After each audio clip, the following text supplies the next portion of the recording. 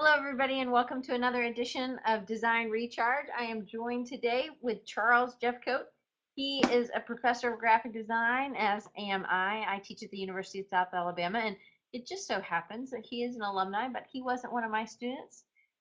He was here before I was here, but he has great stuff to share with us today. Today is all about the design process, which every designer has a different process, and I think it's really cool when we get stuck to talk to somebody else about their design process. It helps us to look at our problems in a different way. And if this is your first time on Design Recharge is a weekly web show where I interview different people. Sometimes I interview lawyers, sometimes I've interviewed designers or artists, and anybody having to do with something in our unit on two screens. I closed the other one.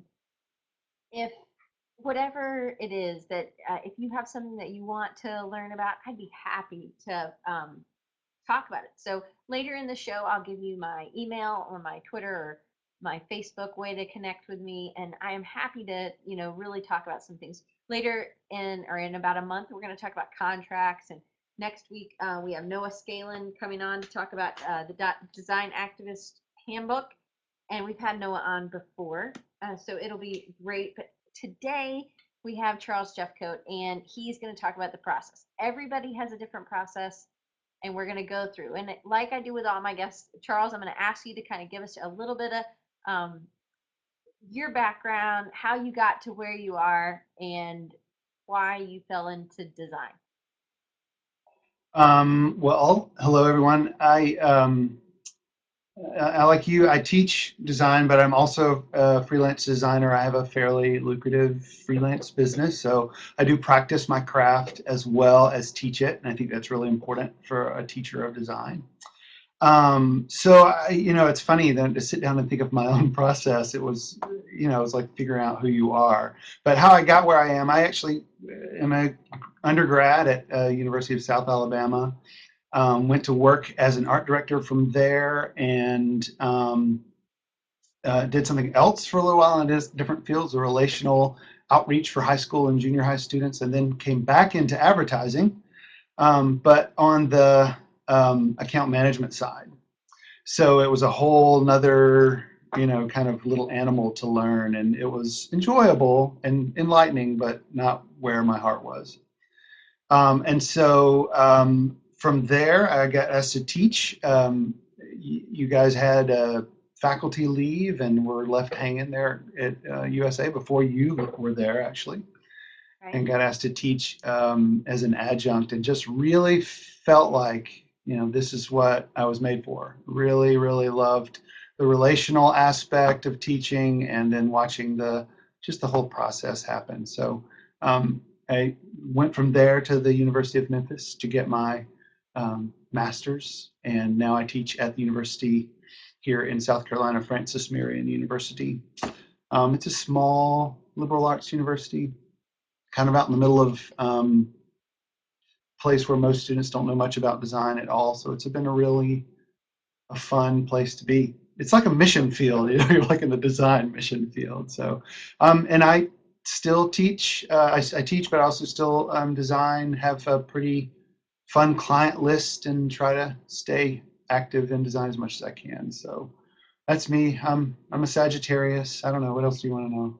How do you stay recharged? Because working for yourself, and I know being a professor, I feed off my students. My students get great ideas, and I love that.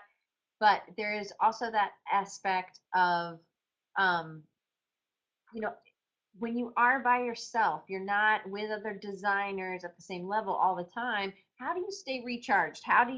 What do you like best about freelancing, and then what do you dread?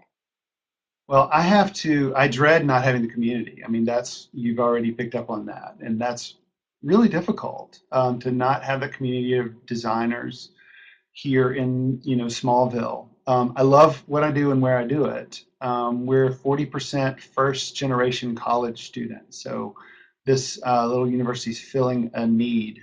So that's been fun. So what I've done is gone within my state. I started as the education chair for AIGA. We have a state chapter. And if hopefully you guys know about AIGA, it's the Professional Association for Designs, like AIA is for architects, and really the bar is for lawyers. They're advocates for designers. But so I got involved with AIGA and began to meet other amazing designers and people from firms all throughout the state. And then almost immediately, the chair resigned, and they asked me to take over as chair. So I was actually the president of AIGA for a couple of years, AIGA South Carolina, and my whole idea was to bring a community together, and I think I was successful at that. And so then, therefore, I have those friendships. Still, there are a lot of online communication and community. Um, yeah, and actually throughout the country, because just working through AIGA and being on the board, you go for leadership retreats and those kinds of things, and I'm still as heavily involved as I can be. So yeah, And Nikki just joined us, and she yeah. was Hi, Nikki. yeah. So and Nikki's been on the show before as well, but Nikki and Charles know each other from AIGA in South Carolina. She was also she actually helped start the AIGA chapter, and She's the founding she president. she's going to be talking to us about that later in the month, I believe, or in February, sometime within a month. I don't have my schedule out right now. But you know what, Charles, I really feel like the community thing, even when I was in, uh, I worked at a corporation in Denver, and it was, thousands of people, but we had a small marketing department, and still you're working so much, you're just working, working, working, that sometimes that community of designers, you don't have time to really like spend ex, you know getting your creativity or talking about your process or things like that. And especially for me as a freelancer, or I have my own company where I work with other designers sometimes, but I don't get the kind of community that I desire. I don't I You and I have talked on the phone and on Spreecast as we've done our test, and it's really cool because you actually get to know that other designers are pretty much in the same place you are. Forget location, it's that sometimes you're in the middle of a huge city but you just haven't connected, or there isn't a specific place because you're too busy, you can't go. So that's why I kind of created this channel and this show, so we can communicate and connect. And like, I've connected with everybody down there in the chat. I don't know who guest is, but everybody else. And I didn't know Nikki Hoffman until through Design Recharge, and then her and I have connected, and I'm happy um, to help anybody. So, and I think, Charles, me and you have a similar kind of heart. We like that connection, but we also really love design. So yeah, yay, Ola, you can, here's how this works. We're going to pull some pictures up, and you can actually click on them and move them over. If you're new to Spreecast, this is the chat. You can actually type. I can pull it in, like, I'm going to, Olga, I hope you don't mind. I'm going to, so I can actually pull her quote and put it on screen below. You can ask a question right below me. You can ask to come on camera, since I know all of you. I'd be happy to pull in. Um, and then we'll share links. You can share links through the chat. You can share links.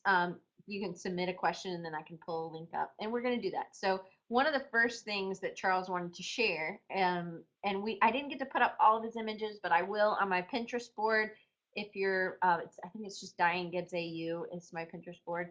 Um, they will all be there later in the day, and there will be a link. I'll put a link at the bottom of this on designrecharge.org. But this is one of the first ones. This is what he said he wanted to start with. So when this comes on screen, you can actually click in the middle, like just drag your mouse over it, and then you can move it so that it's not on top of Charles and I, or if you want to cover us up, you can cover us up, but then you can still see us if you want. So do you want to talk about why this quote impacts you so much? Yeah, so this is a quote from Howard Thurman Black. He was a African American author, philosopher, educator, and civil rights leader. He's still, I think he's still around. I said was. Let me not kill him. But he says, don't ask yourself what the world needs. Ask yourself what makes you come alive, and go and do that. Because what the world needs is people who have come alive. And this statement, as I obviously have memorized, and I talk with people a lot about it, is um, true to my life in so many ways, but also true to my design. And you know that you know that you know when something's good when it has that. It makes you come alive. You're like, wow, this is Yeah. really beautiful. Yeah. Yeah. Kind of So that's one of why I those wanted to. aha moments. So Mhm. you knew Uh, when you started teaching that that was what you were supposed to be doing. yeah, it was a journey. They say there's that little cliche, life is about the journey, not the destination, about the process, Right. not the outcome. But it really is. And for me to go and be interested, there was my high school art teacher. Her name was Sheila Cape. She got me interested in graphic design. And from there, I went on to school and was an art director and was in relational outreach, and then came back to advertising, and then teaching, and then all of those things wrapped into what I do right now. And I truly, truly love what I do.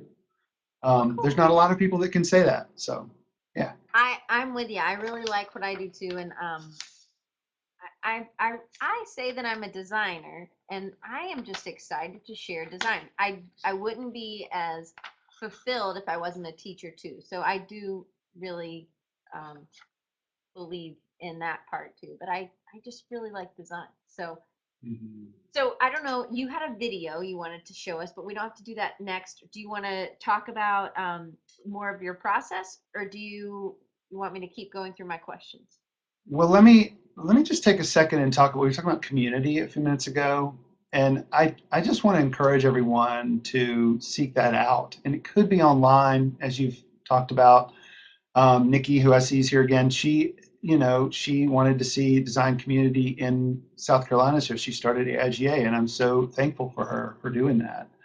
Um, and here in middle of nowhere, South Carolina, I also have to seek out personal things, and so that's really interesting for me. Is you're talking about being really busy. Well, I am finding more and more that I become a better designer if I stop. And so, for instance, one of the things that I've been doing, and we can talk more about this later, but my wife is German, and so I visit Germany, try to once a year. But so from Germany, I get excited about public transportation. And so every morning, I ride my bike up and catch the bus out to my university, and I'm forced to spend 15 or 20 minutes just riding in a bus, and I talk with people, and I just am sort of forced to relax and think and be in another community. And that was one of those things that I just decided I was going to do. But once I started doing it, it was like, oh, it's therapy. Yeah, So I don't know. I just kind of wanted to go back to that for just a moment. I like that. I used to ride the bus in Denver. If I didn't walk, I lived pretty close to my office, but I really liked riding the bus. It also helps you get to know your audience. And as I was talking about in class today, we were talking about knowing your audience and how do you get to know if they're not really somebody that you normally hang out with, or if it's a demographic that you don't know. And I think you have to begin to live. And there's that movie, and I can't remember, but it was Mel Gibson, and he played an ad executive, and What he women want.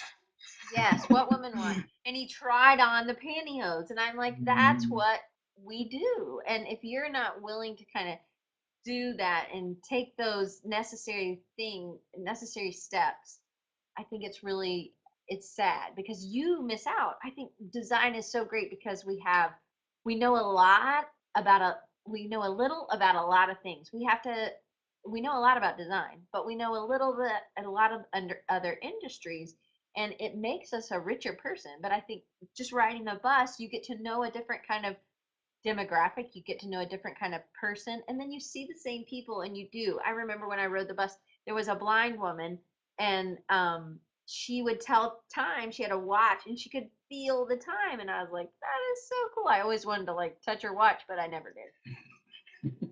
But I thought it was cool. yeah, but I I think think so. Thinking through this whole, the my process has really got me thinking through all the way down to the very base of where I start. So yeah, like riding the Well, bus. yeah, I think that's good. Because I think most of the things that we do, we're reaching an audience, we're reaching a particular kind of person, and you do have to know you can't just be in your own bubble and be a very successful designer, I think. Yeah. So, Do you want what? Yeah, you want me to play the video or do you want me No, to no, start go with ahead. the? Okay, oh, I forgot. I don't remember the code.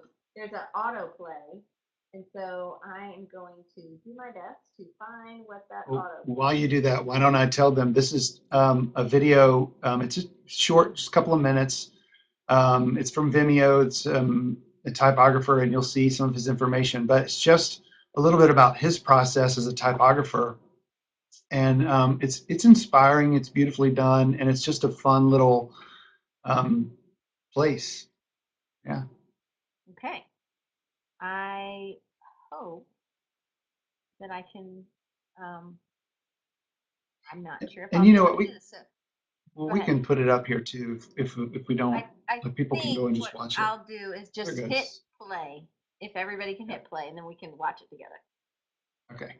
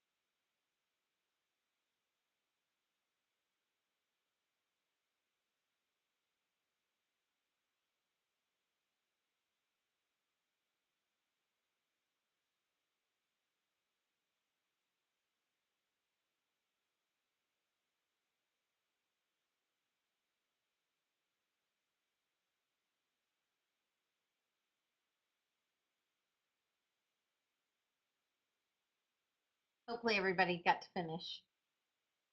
I just removed it. Well, and his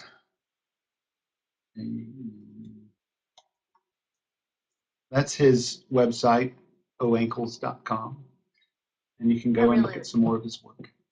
it was really good, and I love the that he's using these old books for inspiration. Um, I actually have one too, and I thought I had pulled it in reaching distance, but it's not. Hang on a second. I've decided I'm going to steal his office. So it's pretty old. It's got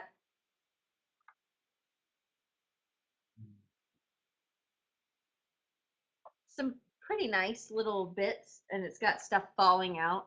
But I got it at an antique store, Um, and you can find all kinds of stuff if you just go looking. So this is one of my favorites. So do you have anything that you just go to or that you like to look at that helps Well, you with your I wrote down a couple of things just to that I thought were interesting. So sketching is huge, and we all know that. And how many times do you say that to your students? You really need to sketch, and you do.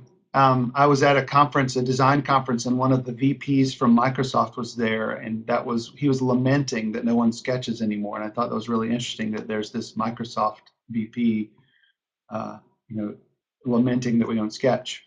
Um, and so obviously you have your own sort of sitting and dreaming and sketching, but then it's also your environment, what you have around you. If you noticed, he showed kind of all those little pieces of his studio in that video that we just watched, and you just grabbed this book right behind you. And I also showed a couple of little images. We'll show them later or whenever of kind of my environment here. And it's funny, I have some great friends who give me posters and things like that and usually have them up, but I just recently got tired of everything and took, as you can see, my blank white wall, took everything down, and now it's time to start putting it back up. So I think this is your door, right, to your office? Yeah, that's the door to my office. Those guys across the top are the German masters, most of them from the Bauhaus and from the Ulm School. And as I said, my wife's German, so I go to Germany and I try to find things to do. And so I did a tour, a Bauhaus tour one year. And you can just kind of see all sorts of things on there. There's some guys in Colombia that run a great blog and website called Unmatched Style. It's a sticker. Bureau is the German word for office. So, so yeah. Cool. So this And is then another one. there's some. Oh, go ahead. Yeah, no, I was going to say, yeah. So that's my on my wall. You can't see it, but it's right here, and that's just a bunch of letters. Some were from my dad's business. I mean, he sold it in '84, but you can tell that I was already excited about typography and kept these over the years, and I have more. And then some were from a coffee shop here in town, and a friend of mine owned it, and they were selling it, so he gave me some of the letters, and those are all just sort of hanging on my wall. They don't spell anything, they don't mean anything, they're just beautiful, and I love looking at them. Sit here and look at them. So yeah. I just There's said another. green, but I meant agree. I love type like this, and I have letters, and I'll just mix them up. They're not on the wall, but they're not as big and beautiful. But I like having physical, three-dimensional, old sign letters too. So They're that's the P that you see on the oh, edge. I mean, so they're a foot tall, and they're this brushed aluminum. I don't know if you can see it or not, but yeah, I mean, just I don't know, looking at them and seeing the form, the curve of the leg of the R, and just kind of spending some time dreaming, looking at things in your own environment. well, and you talk Yeah, you actually have another image, and all of these images, I'll put a link to that Pinterest board. But there's just it's one of you sketching some type, and I'm gonna pull that on. Is that okay if I pull that on now? sure. Yeah. I think that it's one of those things where type, if you just take the time to start doodling and start drawing and start somewhere, you do just drool over this beautiful forms. Sometimes it's just a Mhm. simple form like the P. Yeah, I in grad school I met Ed Fella, and Mm, if you guys don't know the designer Ed Fella, look him up. He's pretty impressive. He was a corporate designer for years, and um, he worked for Ford, and so he would do their annual reports, and they were very beautiful and but corporate design. And someone found his sketchbooks one day, or he showed, or however it worked, and in his sketchbooks were these wild and crazy or much sort of outside of his personal space um, um, in his sketchbooks. And so then his life his he, I think he went back, I think he went and got his master's at like 60, something like that. And started teaching. And anyway, so he's a really interesting designer. And meeting him made me, if you notice, I don't know if you've seen any of his work, but those sketches and how I was playing with them in color are indicative of what he does. And I was just trying it just to see what I could do. Yeah. Cool. Well, what other areas attract you in design? Like, what is your favorite thing to look at or to draw from when you're trying to get an idea? Well, I love, if you follow me on Pinterest, you're welcome to. If you, I love modern architecture. And so I actually look a lot at modern architecture online, and it doesn't, maybe it's indicative of my design, maybe. I mean, you can see it here and there. I'm a bit of a purist, a minimalist when it comes to design, I think. And you can see that that sounds like modern architecture, doesn't it? Um, but I also subscribe to Dwell. I subscribe Mm, to Metropolis. So magazines, they still make them. You should get them and look at them.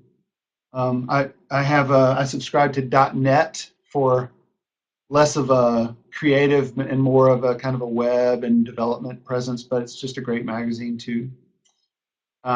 Anyway, so magazines, the web, I think the web brings us together and it pulls us apart. And what I mean by that is how great is Pinterest, where you can just sit and look and then create almost a mood board for a project you're working on or find things to go back and look at later. And I really love that about Pinterest. But and it brings us together like this, and I love that. But I also feel like it's easy to just sort of sit and be online and not get out and take a walk or ride the yeah. bus. Or not designed. Sometimes people just it sucks up time. So you have to have a time frame. How do you deal with time? Like when you're starting a project, how much time do you give to that research or that ideation or Yeah, I don't.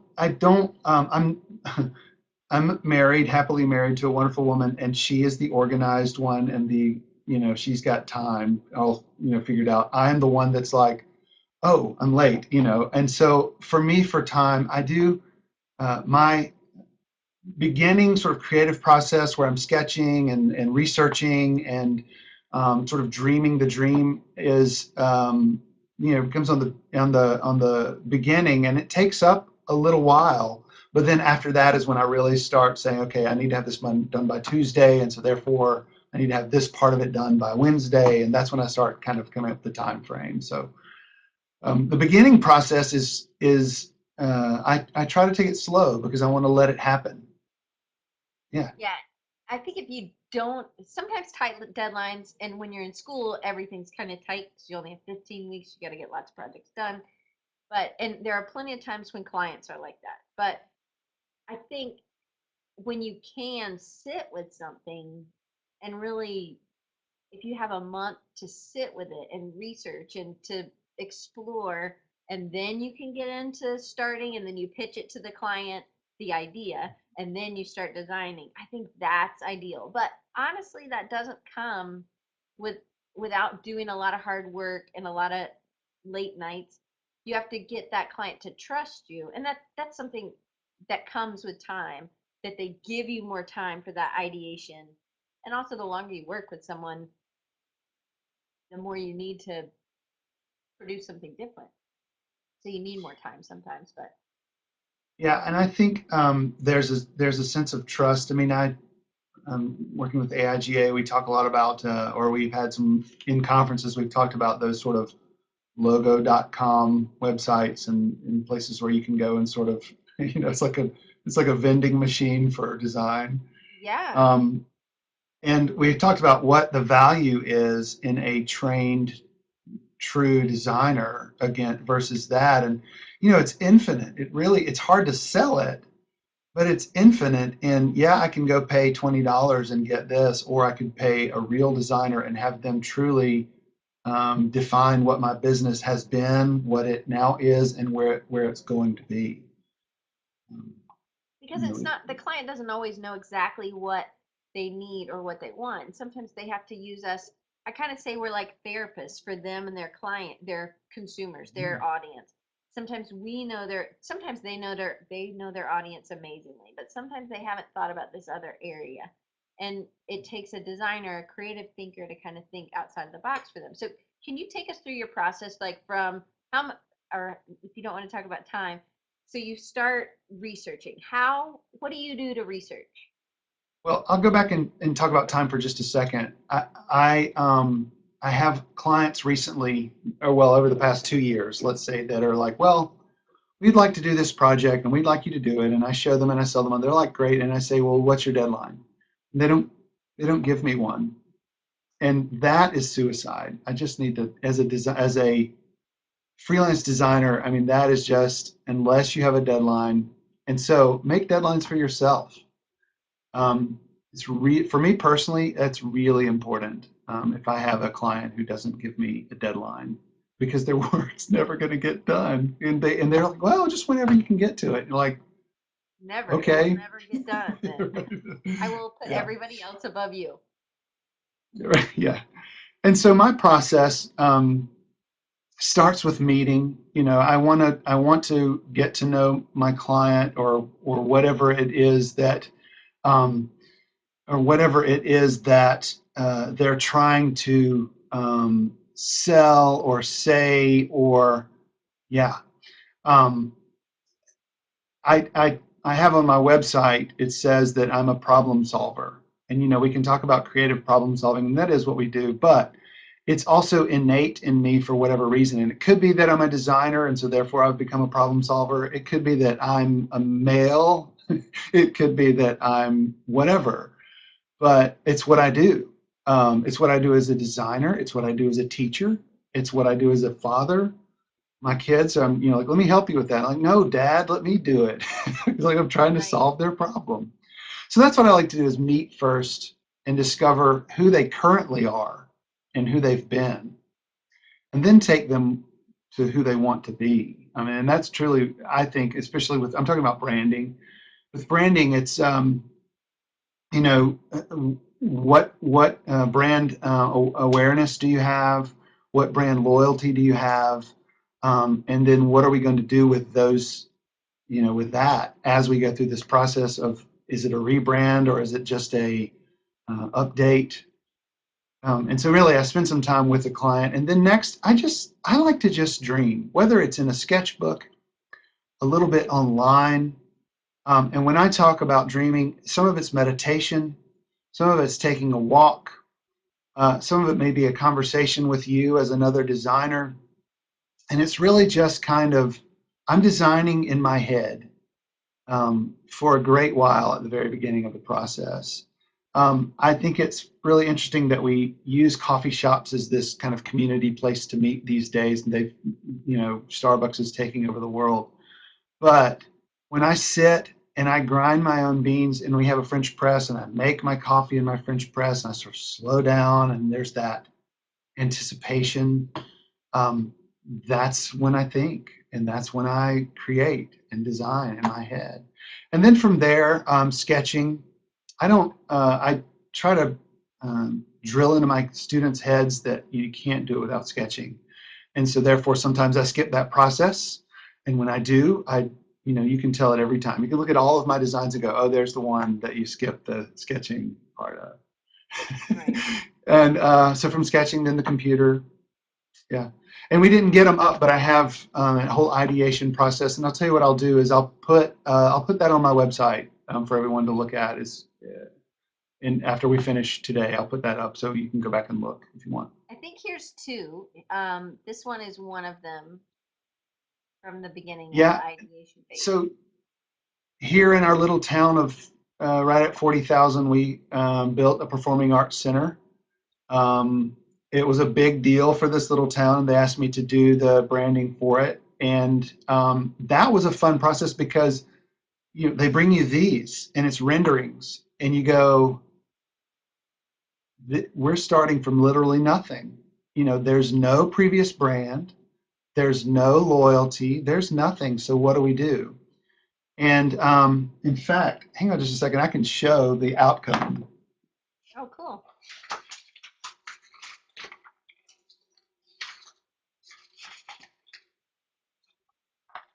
so we won't be able to see the whole process. If you come back to my website, you can. But I mean, this is a folder of how many different, you can see how thick it is, how many different renderings we went through to get it. And this was the final outcome was for the Performing Arts Center. How does this work? Like this? Yeah. And so my idea was I wanted them to have an icon. I felt like that was important. And I also, Performing Arts Center, um, it's music, dance, and theater. And so how do you combine all of those? And anyway, that was the mark that I came up with. And I felt like it was elegant. The building is really cool. It's this gray marble and it's got a blue roof. And so I felt like these warm colors would really set that off. And as a designer, I've been very pleased with it. And I think it's been well received in our little community. So, yeah. Well, when you're working with a new brand, totally original, you like you said, you wanted them to have an icon. You wanted to give them the flexibility in time to be able to use those parts. And you have to be thinking you're really planning somebody's idea out. And I tell my students, if you don't sketch, it's kind of like you went to Lowe's you wanted to build a house, so you went to Lowe's and you just got some boards and some screws, and then let's go build it. Nobody does that. You have a plan, Mhm. and so that's what the sketch part is. This is another part of your process, I believe. Yeah, and so that was looking what your brand competition is. And this wasn't so much competition as it was just to see what other marks are out there for other performing arts centers in the, you know, 1,000-mile radius or so. And just kind of looking to see what was out there. And then, so that's where I started with. First, so I take you through this ideation. I started with those renderings, and then I looked to see what others had done, and then I started sketching. When I sketch, I have sketchbooks that I use, and then I'll also have tracing paper, and so my sketchbooks are filled with tracing paper. We may have this, but another thing I've started doing is pulling things out of magazines that I like and pasting those in my sketchbook. There's a designer I know named Larry Thacker, who Nikki also knows, and he sort of turned me on to that. Yeah, there you go. So he sort of turned me on to that. That it's your sketchbook. I was using it for drawing and sketching. I was using it for notes and just writing out ideas, but I wasn't necessarily taking other pieces and placing them in it. And so, I've begun to do more and more of that just throughout the years. It becomes more something you can continue to go back to, not just about a specific project, but now it becomes like I say it's kind of like you go on a design diet and then you can eat the good stuff. If you are really dead, you can kind of go back to your sketchbooks. Otherwise, we're not really going back so much to our sketchbooks unless we want to talk about a specific project. So I really think it's good to incorporate all of it in one if you're taking notes and not just have a specific book for each specific thing. But I do like really big ones, but then I have small ones too. Like this is my current big one, which is obviously really big. But then I have a small one that's like a 6x6 so that I can carry it around with me. Do you carry a sketchbook with you everywhere you go? I have two Hmm. everywhere I go, almost everywhere I go, I should say. One is, it's like in case one is more like a journal, and one is literally just sketching, but it also has some journal parts to it. And the reason I know that sounds like overkill, but it's two because if one is not with me, I have the other one, or if one is, I sort of sound like Rain Man with this, but that's okay. And if one is almost finished, and that's the reason I'm carrying a second one right now, is because as soon as that one starts, I can go ahead into the second one. There's a designer, Michael Vanderbyle, who maybe some of you guys know. He has his sketchbooks and design journals from, you know, 30 years. I have mine since graduate school or maybe before then. So, um, yeah, I think it's important that you keep them and go back and look through them from time to time as well, like you just said. Uh, Yeah. there's things in there that you've forgotten about, and that's the reason you put them in there. Yeah. and sometimes it's just if you're stuck, it's just a good way to get unstuck. I just pulled Vanderbilt's web address, so I plopped it in the chat.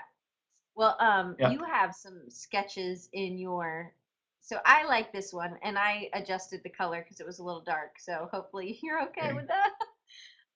But this is a beautiful little sketch, and it looks like a heart to me with maybe a target, and it looks like or it could be a fish with some crazy fins and stuff. But can you talk about why you put this in? Well, I am, when I go to a meeting, I'm a doodler. And I finally, and my doodles are typically like, I look back at them and I'm like, wow, that's pretty cool, you know. And so I started ripping them out and gluing them, spray mounting them into my sketchbook. And it was like a little heart, and that was sort of like an eyeball. Maybe it's Oh, this weird little heart monster. You can kind of, we twisted him. Maybe those are the aorta or in the ventricle or his feet. And I liked him. And that's why I was flipping through and I was like, oh, this is fun. And it was one of those moments where you go, that was 2 years ago. Hey, look at this fun little guy. And so, yeah, that's why I sent that to you. It's just one of those little aha uh, issues. Yeah.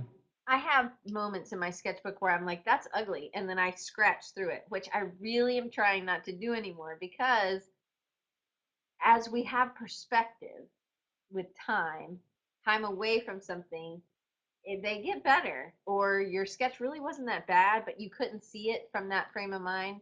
Um, so I think it's a good idea not to scratch through them or erase them if you can. And I agree. Alma Hoffman, who I've had on before, she has a whole piece about doodling and how why sketching is so important. You actually learn more, you retain more information in your meetings if you're doodling. So I think I'm a big doodler. I think it's important. Yeah, I So think it really is. Yeah. And you have, um, let's see, you have my dry erase board too. Do you have yes, that one up? yep. Here you go. So this is, I had, and just everyone always asks me this, that metal is flashing, like if you were constructing a house, Hmm. that would go in the valley where two roofs come together. And it's maybe, well, here, it's right Oh yeah, I there. see. um, it's maybe 4 feet wide by about 6 feet tall.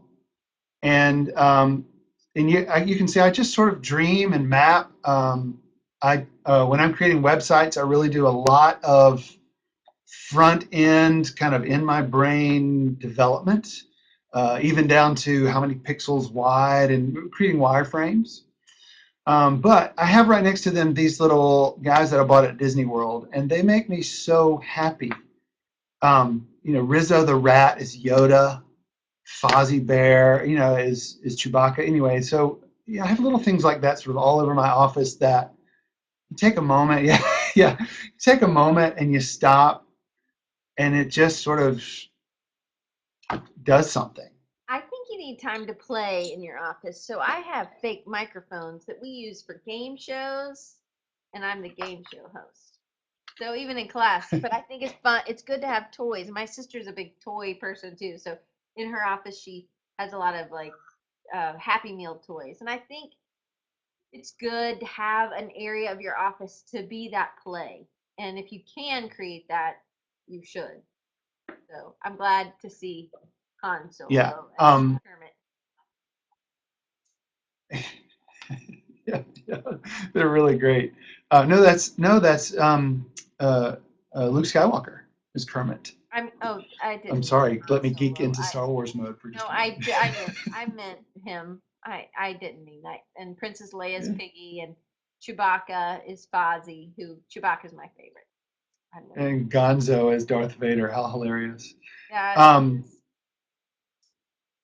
well, and it could just be, like, I mean, I have these, this little guy was Oh from, there he yeah. is, was from Germany. I stayed with some students when I was over there last December or a year ago, and this was what they put their key on. And when I left, I said, "Can I keep it?" And they all signed it. They all have their signatures on it. And so I have that. I have, and This thing's so bizarre, but I love it. One of my students gave me this little mummy.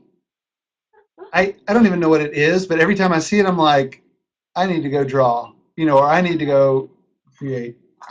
And then, little Star Wars Lego keychains. Anyway, so just stuff that it's all inspirational. It's your environment, and that's what I was talking about earlier with my door and the letters. It's your own personal creative environment, and I would encourage you to change it from time to time. Throw out the Happy Meal, the stuff that means something, keep it, but maybe just rotate it Yeah, because it'll mean something brand new. yeah. So you also, I think this is a picture of your sketchbook. So That's do my you current sketchbook. always use a grid, or do you have plain sometimes? I always no. You know what? I just pulled out an old sketchbook that I'm going to start trying to sketch some type on, inspired by you and some the video that we just watched and some other things that I thought how fun to just try to sit down and sketch type. And I have my typography section on Pinterest is a whole bunch of sketch type, and so I have this one, and this is kind of where I sort of dream projects and things like that. But then I have another one that's plain that is just for, you know, just type. So yeah. So I you're don't I like to have everything in one, but at the same time I have different sketchbooks for different things. So yeah. right. Well, and but at least you're putting stuff together. You're combining it and doing stuff. So you do not use the grid sketchbook when you're drawing type. Um, the one I want to start experimenting with is fluid. I have my office is this is my office, and so I have it sitting on my drafting table back there right now, so that I come in. This is sort of something that I think it's important for you to spend some time just sort of sketching or whatever, doodling each day, 15 minutes with your coffee or whatever. I think that's important.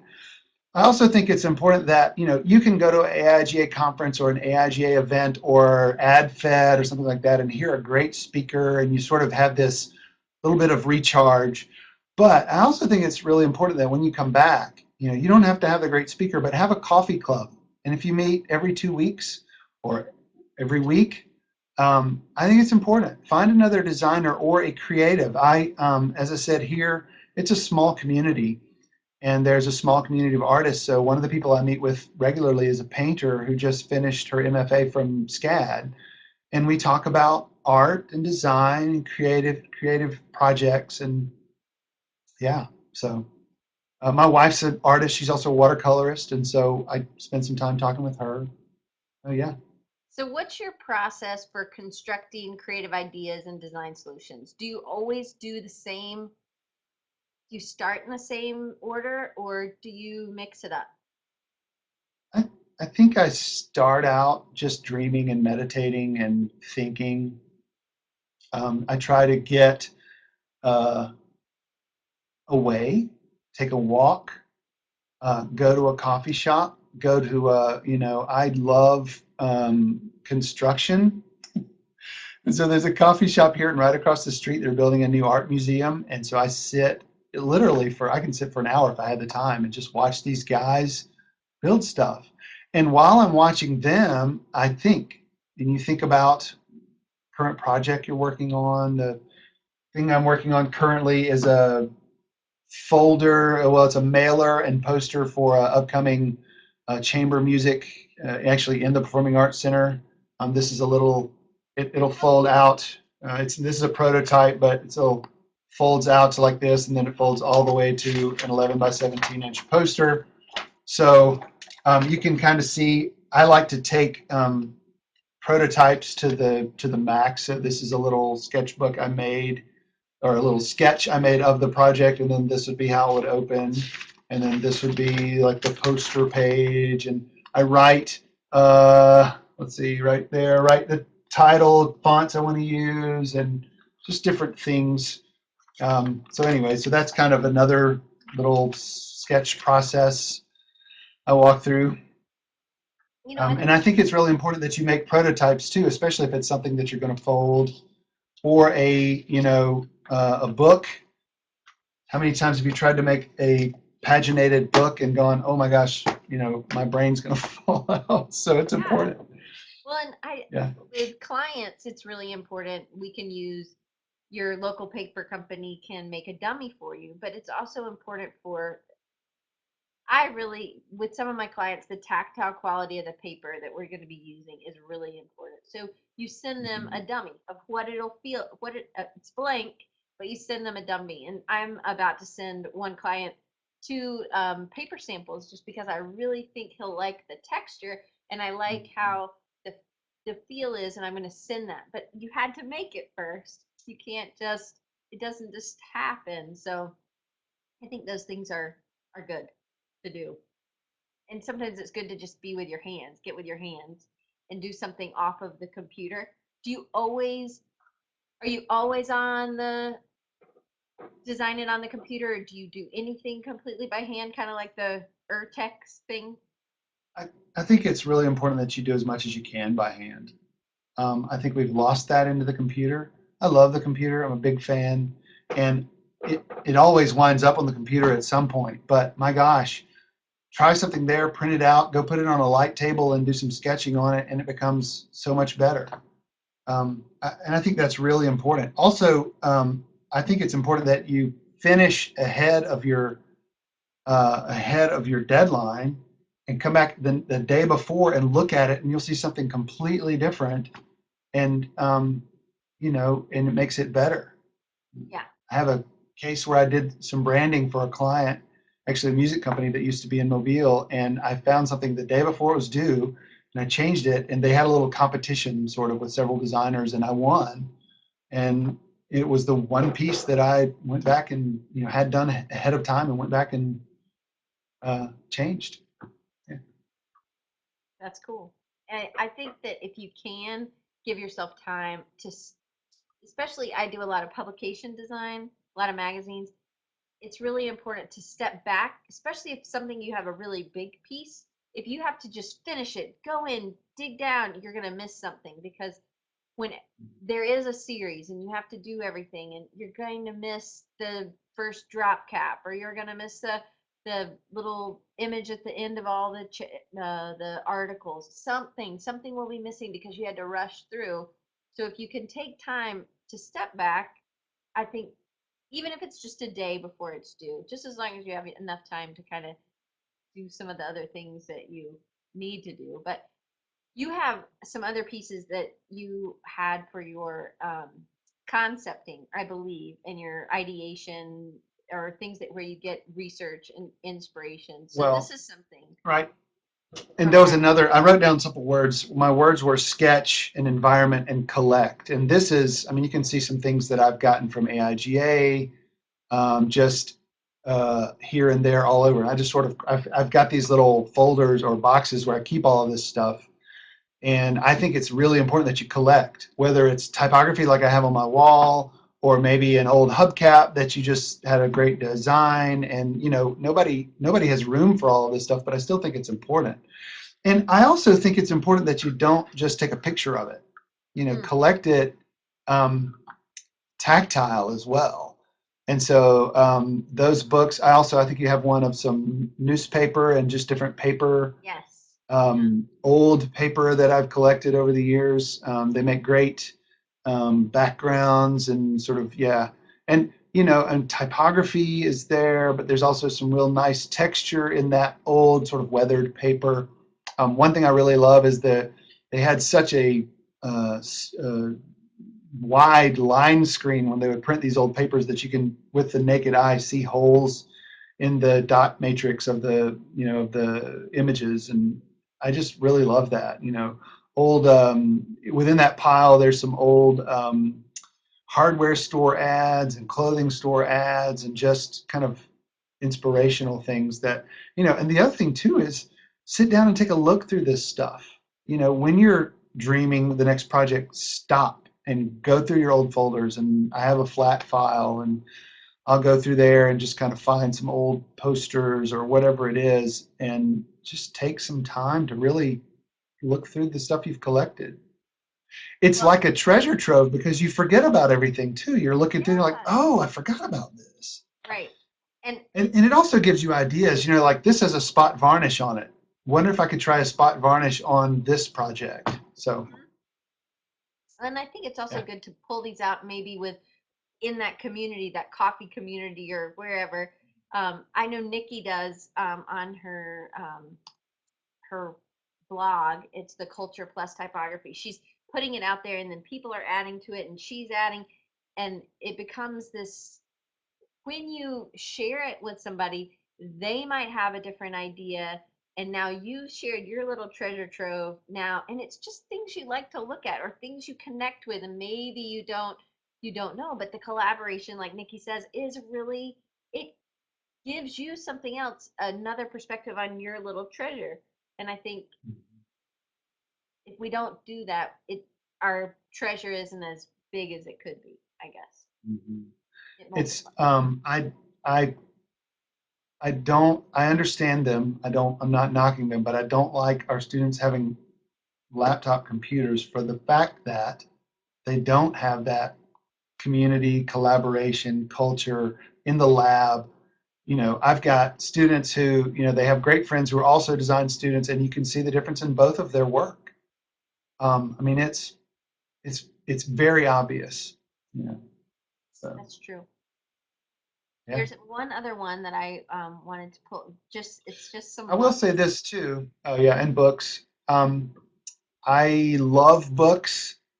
I will say that I recently got some books, so I haven't read all of those there. I haven't, I've, flipped through all of them, but I haven't. Some of them you want to sit down and kind of spend some time with, so I haven't on all of them.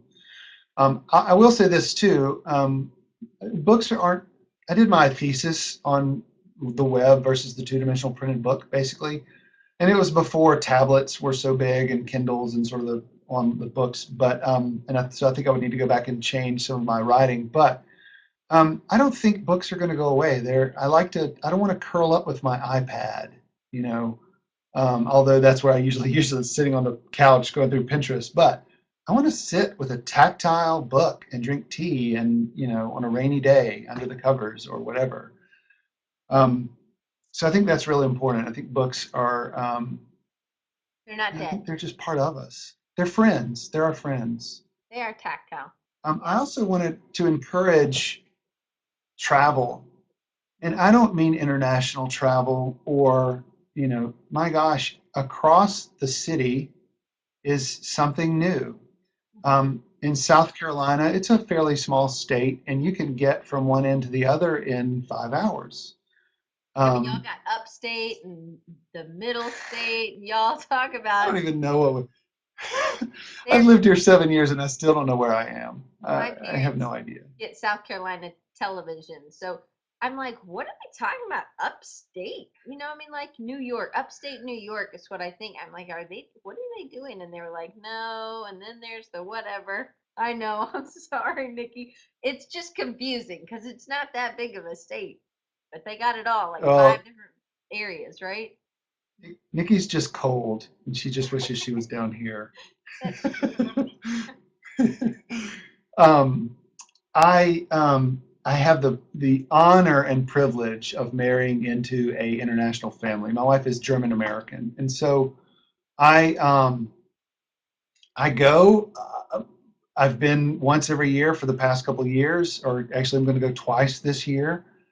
And I understand enough German and can speak enough German to get around, but for the most part, I don't speak German. And so, what's beautiful about that is I spend most of my time just soaking everything in like a sponge, whether it's type. And what's beautiful is I may not understand the word, but I know that that's a beautiful type style. Right. Or maybe I see a poster and I don't know what it's talking about, but I can kind of figure it out by the way it looks and the way so it's that whole sort of semiotics. This is an index, or this is a metaphor, or whatever it is. And so, and their design is really beautiful to me.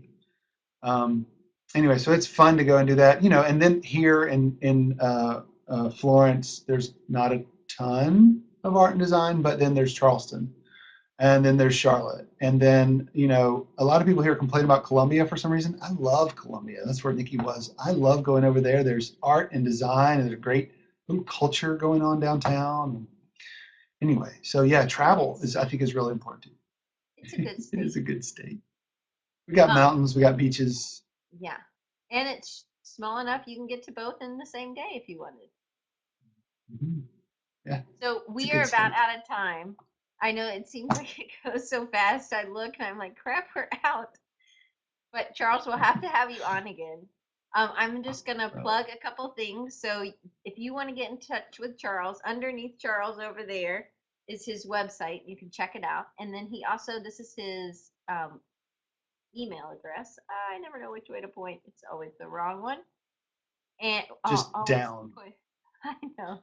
And then this is his Just Twitter point. handle. So if you want to connect with him on Twitter or follow him on Twitter, I definitely suggest it. If you want to follow me on Twitter as Design Recharge, that's me. This is just regular old me. And then here's Design Recharge on Facebook, and then me personally on Facebook. I am trying to build my email list, which is on designrecharge.org. If you're not already a subscriber, I do not spam you. I give you one email a week. It gives you a little recap of what we talked about this week, what's happening next week, and then if there's anything special, I will kind of give you a little bit about that. It doesn't always, there's not something special every week.